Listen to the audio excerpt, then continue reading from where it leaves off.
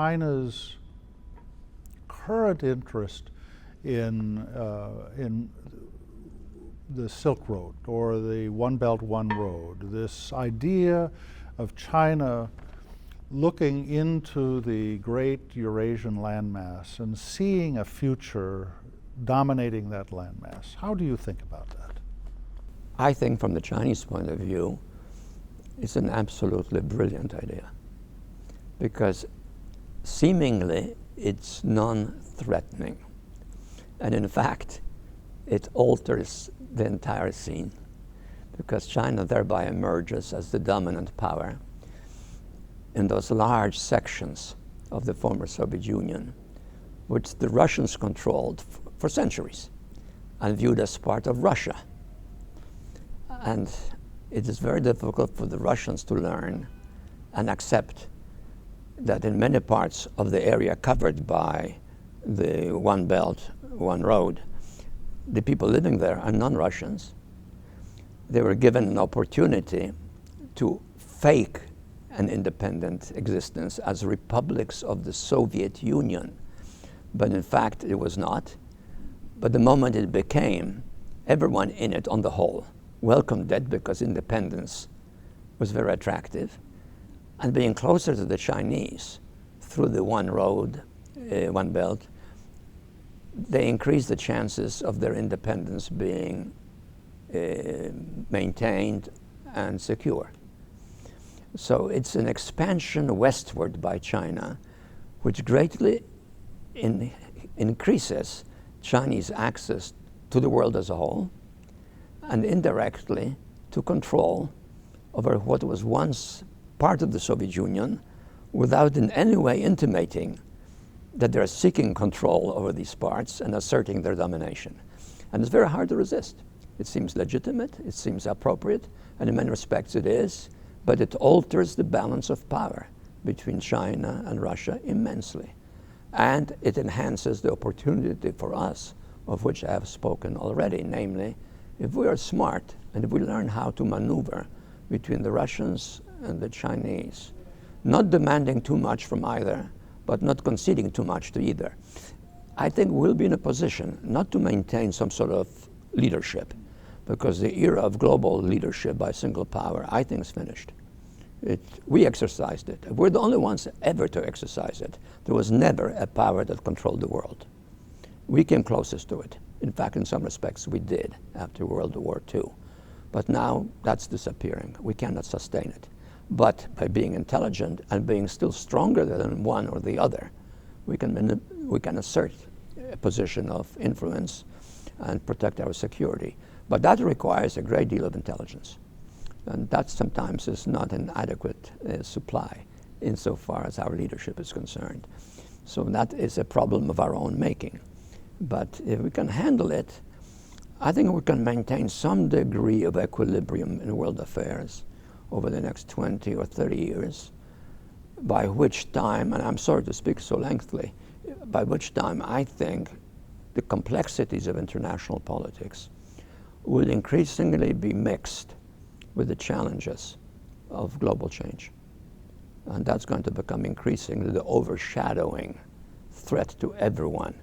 And I really don't know what to make of it, but I think it's going to be extremely difficult to mount the kind of response that probably will be necessary to help humankind survive by the end of the next century.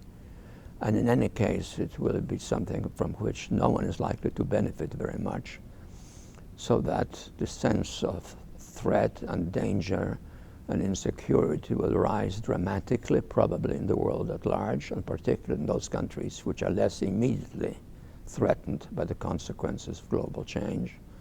And we'll, as a result, have a totally new game, totally new set of issues to confront, for which we are very little prepared. China and Russia have had very different imperial traditions. Both of them have had imperial relationships in Central Asia.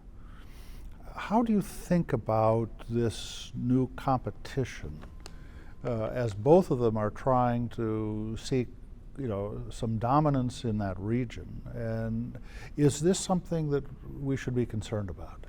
Well, my sense is that the Chinese are not overtly seeking domination, but they understand quite well that one of the major consequences of the One Belt, One Road strategy is going to be increasing Chinese domination over what was once the Soviet Central Asia, the Soviet East, maybe even parts of the Soviet South. The Russians were an empire in which monarchical rule was mixed with religious domination.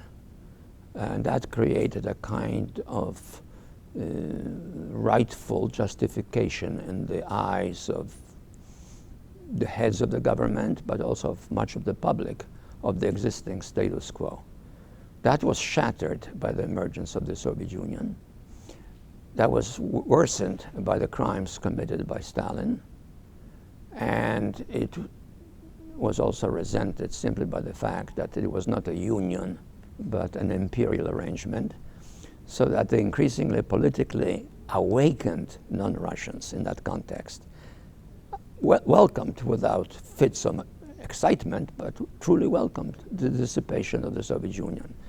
And for the moment, and for probably several decades to come, the expansion of China into that area where all the stands are is quietly welcomed by the people in power, even though they probably at the same time fear the overwhelming presence of Chinese growing and fearing it as a possible future danger of even greater depth.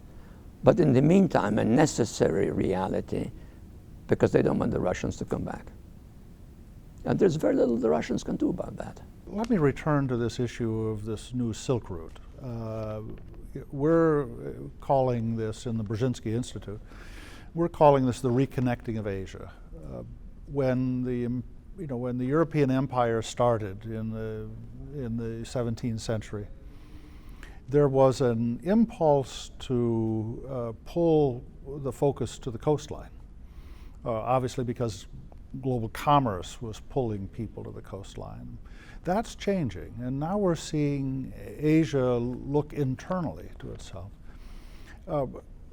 This raises an interesting question about America. America is a Pacific power, but not an Asian power. How do you see America being involved in this reconnecting of Asia? I think what the Chinese are doing at the same time is increasing their capacity to influence geopolitically Europe by what we have been talking about, the new road through Central Asia, while at the same time, of course, increasing their capacity by sea lanes in reaching the rest of the world and benefiting from it by competitive prices, investments, and so forth. So I think the Chinese are operating on a maximum scale to make themselves felt worldwide. And the leadership of China, not just political, but particularly economic, is taking massive and skillful advantage of that situation. But it's a two-way street. We are also benefiting from it because we gain the opportunity of striking deals with the Chinese, perhaps contributing to more stability rather than less in Asia, although that is to be tested because there are some major uncertainties pertaining to North Korea here, or even to the very unfortunate handling of the obstructions that have developed along the sea lanes. I think both China and the United States have played this very badly and are contributing unnecessarily to tension and possibly even collisions of some sort. So we have to be careful how we handle that. But I think the basic reality is that the division of the world into kind of totally separate autonomous entities and other areas controlled by sometimes foreigners is coming to an end. We are getting one interconnected world, and in it China and its scale and its skill is making itself felt, and that will probably continue. Do we have the consciousness as an American government to understand this and help shape it so it's consistent with our interests? Well, I don't want to particularly criticize anyone in terms of recent times. I mean, I think that U.S. is striving to maintain a reasonable relationship with the Chinese. But I think at times, in a somewhat clumsy fashion, I don't understand, for example, why are we insisting so vividly, so obviously, on isolating the Chinese militarily, which we're not doing that effectively towards the Russians, and not at all practically to anybody else, because that leaves the Chinese only one option, which is a closer military collaboration with the Russians. And that stands in the way of what I think is needed, this three-way interplay in which we are the key shaker and mover, and we can choose one or the other as the principal ally, because I don't think we can get all three at the same time. But I imagine the linguistic difficulties still persist. That makes it not all that easy to obtain expertise on Chinese affairs. There is a time lag in perceiving what is happening. For example, I think we're still living in the time when shortly after the relationship was really grounded and open and became kind of friendship relationship, we have not noted sufficiently the reaction against that within China, particularly from some sectors of the armed forces, notably the Navy, and perhaps more generally from Chinese nationalism. So I'm inclined to think we're entering a more difficult phase in dealing with the Chinese. But the fact is that there is a new reality, and it is one in which we and the Chinese are living in the same world, and we are both aware of it, and that's fundamental. The purpose of this major new project is to try to understand these enormous investments that the Chinese are making, the Indians are making, the Russians are making, to build infrastructure to logistically connect this region. And then to try to understand, what does that foretell? What does that mean in terms of political ambitions, and how people will look at the region differently, and will they behave in a different way?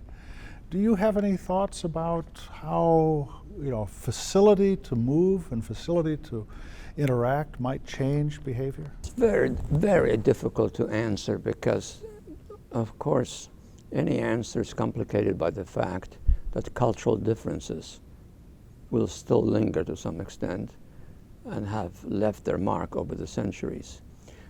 But for example, take Europe, which became increasingly a single entity. That, I think, was connected with the phenomenon that you have just mentioned. So I suspect it's working in a positive direction, but it may be spoiled by the political dimension that still persists and could get aggravated simply by poor stewardship or premature expectations, let's say on the part of the Chinese. The Russians don't have premature expectations. They have fervent hopes that the past will come back, but a bitter realization underneath that it will not. So that makes their dilemmas very difficult.